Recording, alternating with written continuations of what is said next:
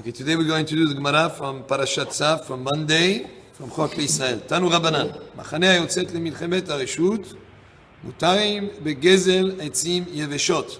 So when they go to a war that is not a war that is milchemet mitzvah, like the war that when they came to Eretz Israel, the war against the Canaan.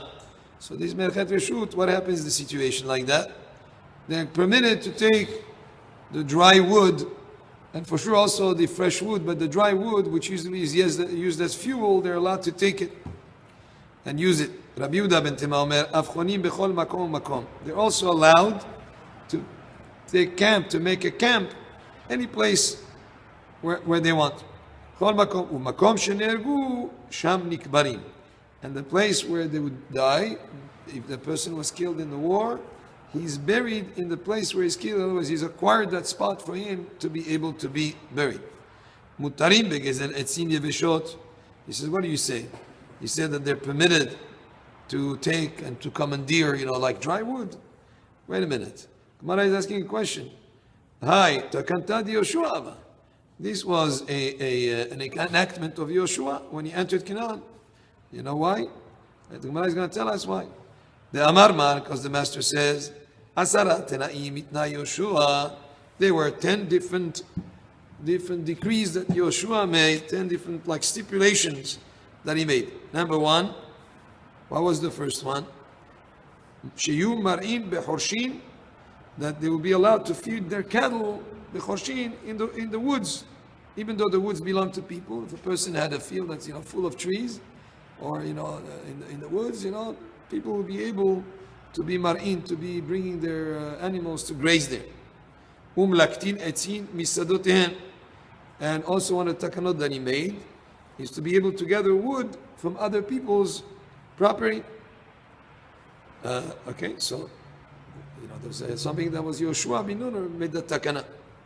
Gemarah says, Hatam, you know what? Hatam, in that situation there, behizme vehige, hacha bishar etzim. That enactment that was made by Yoshua was behizme vehige, which means thorns, shrubs. But here, the ruling that we're saying in the Gemarah here, that when they go to war, they're allowed to take etzim, it refers to different types of wood. Hacha bishar etzim. Here, different types of wood, not thorns and bushes, but actually wood that's dry wood. Inami, or also, hatamim chubarim, hacha bitlushin. Also, there's another alternative explanation. During the time of Yoshua, the enactment had to do with trees that were still attached to the ground. But hacha, here, we're talking about trees that are already tlushim. So we continue here. So the ones that are attached to the grounds, that's something that was enacted by Yoshua. But the ruling here is talking about something theirs.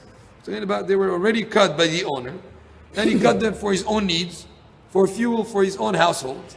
And then, but when you're in a war, such wood would be permitted not to anybody to take. Of course, you're not allowed to steal from people their wood, but if people are involved in a war, the soldiers are there, they're going to war, the Gemarah says they would be permitted for their own use as they're involved in the war to commandeer these dry wood, even though somebody cut it for his own use.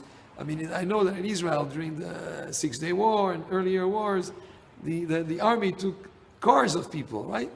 They would commandeer people who are tender, and they would take it. It's something that is common. It wasn't enemy territory. It was.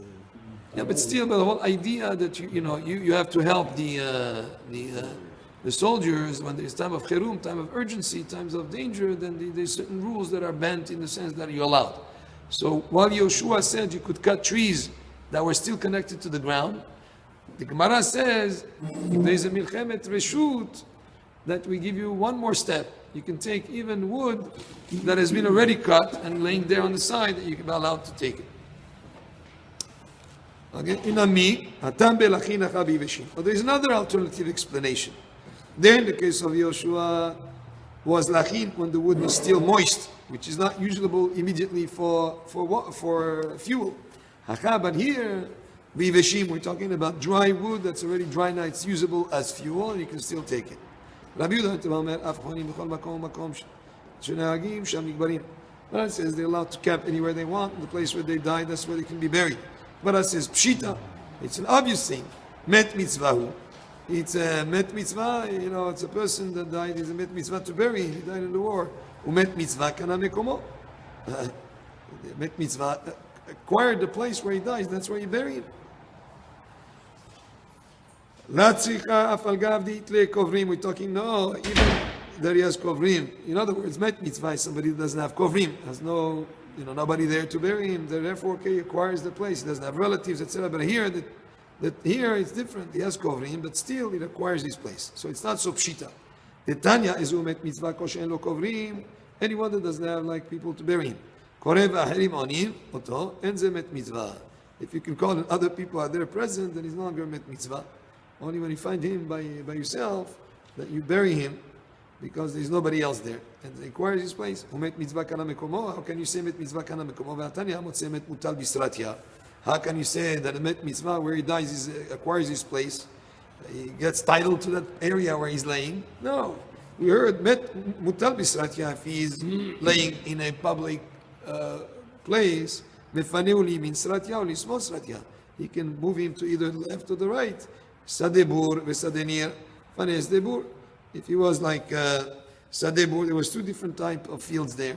One that has been plowed and one that has not been plowed. So what do? You remove him to the place that is uncultivated. Why? Because you want to avoid damage to the crops. So that's you put it to the place where he's not cultivated. In other words, place that's cleared, ready to be cultivated. You want to avoid impacting the people that you're going to use to bury these guys in. Sadenir, sadenir. Again, the same thing. Says one that was already cultivated and one that is not. What if the two are equal? Equal level, the two fields. You can put him any way you want. Amar Bibi. הכא באמת מוטל המצה, הסכינה מתוך שניתנה ישות לפנותו מן המצה, לפנהו לכל רוח שיוצא. So here, what we're dealing with? It's a corpse that lay across a narrow path. And it blocks entirely the path. So now it's impossible to pass. And since permission was given to remove him from the path, to enable what? Because Kohanim, if they go there, they will become Tameh. We don't want them to become Tameh. And therefore, we have to make sure to remove him from the path. And once you remove him, you can move him to wherever you can. And therefore, if there was more space there, then you don't remove him, only because it was a narrow path. And we said also, the warriors that go to war, they're exempt from washing their hands. They're exempt from washing their hands before eating. But after they eat, they have to wash mayim achronim. Why did they say that mayim achronim is an obligation, it's a chova to do? Because a type of salt called melach stomit that can blind that person. Amar Rabbi says, Ma? Can, exactly. So unbelievable. Chayalim, they're going to war, there's a time of shkat atchak. So shkat בטח מים אחרונים לא חובה. לא, אבל אומר לך שמים אחרונים, בגלל שזה סכנה, מסמא את העיניים, בגלל הסכנה, אז אתה... אפילו מים שיש להם שם. כן? כן? אני לפחות מרגיש מים. אני לא רוצה שם עם סבון. כן. ונעשה 17 אביא למה, ובנהם גבי. So here it says about the warriors, people who go to war, they're exempt from mayim rishonim, from the first waters before we eat. But the ones after, no, because there is this kind of salt that blinds people. Amar Rabbi mishtakcha kekurta bekura. And how much this melach sdomit is mixed with the regular salt? It's 1 grain to a kor, to a large quantity, even a small amount. So a question was asked by Rav Acha, the son of Rabbi, to Rav Ashi. What if a person was measuring out salt? He was a merchant of salt. He was not eating. He was just measuring salt, let's say. Does he need to also wash his hands? Of course. It's obvious that he should wash his hands. If eating a little bit of salt, you wash your hands. Of course, if you're involved with the salt, measuring it, that you would wash your hands.